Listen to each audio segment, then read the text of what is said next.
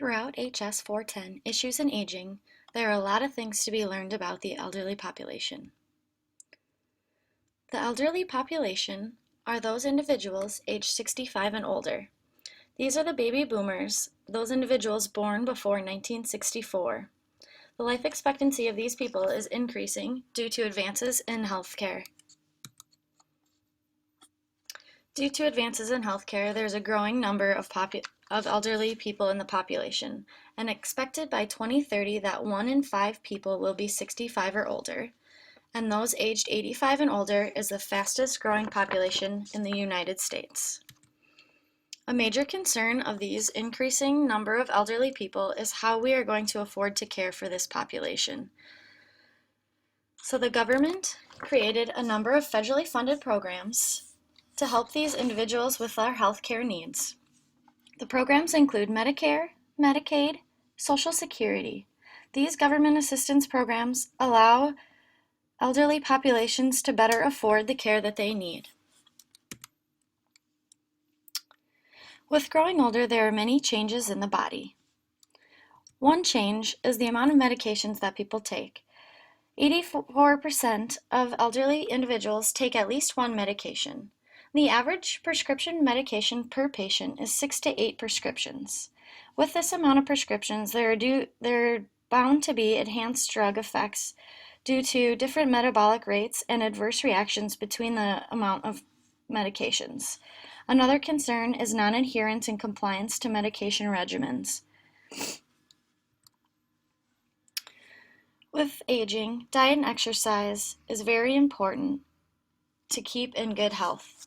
Diet and exercise improves the overall well-being, sleep, and cognitive function of an individual. Having a good diet and nutrients are essential for a healthy body. Poor eating habits accelerate age-related illnesses and increase the risk of chronic illness in elderly people. It's important to stay active because immobility does not promote healing. Physical activity also decreases the death rate, reduces body fat and weight, and improves insulin sensitivity. And lastly, physical activity helps maintain bone and muscle mass. Other changes in the body as we age are internal and external. Changes inside the body, the gray matter in the brain reduces, your organs shrink, your arteries thin and harden, your bones and vertebrae thin and collapse, as does your cartilage. Muscle mass also reduces and your muscles and bones become thinner. External changes are your skin wrinkles, thins, and droops, your hair fades, your eyes harden and you might develop a cataract disease, bone structure reduces, and your posture becomes slouched. These changes in the body lead to diseases and ultimately death. We don't die of old age. One body system always shuts down, causing the rest of the body to shut down as well. With the gray matter in the brain reducing, we find that dementia is a huge problem and the fastest growing syndrome among the elderly.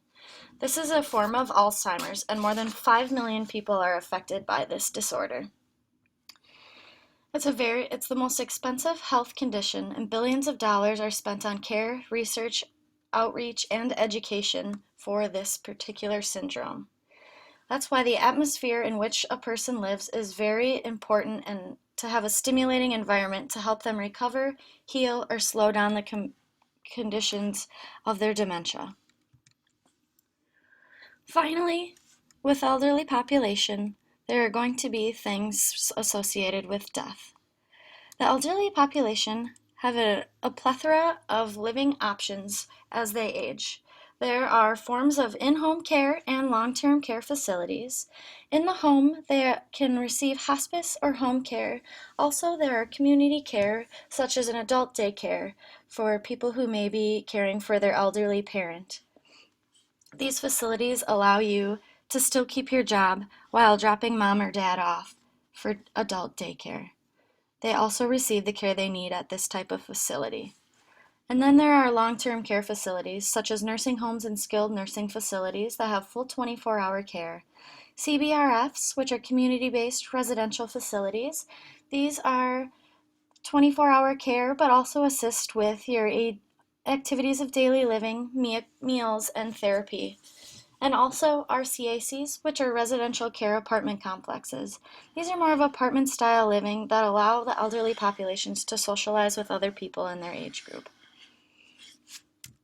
With these living options, there are extremely high costs.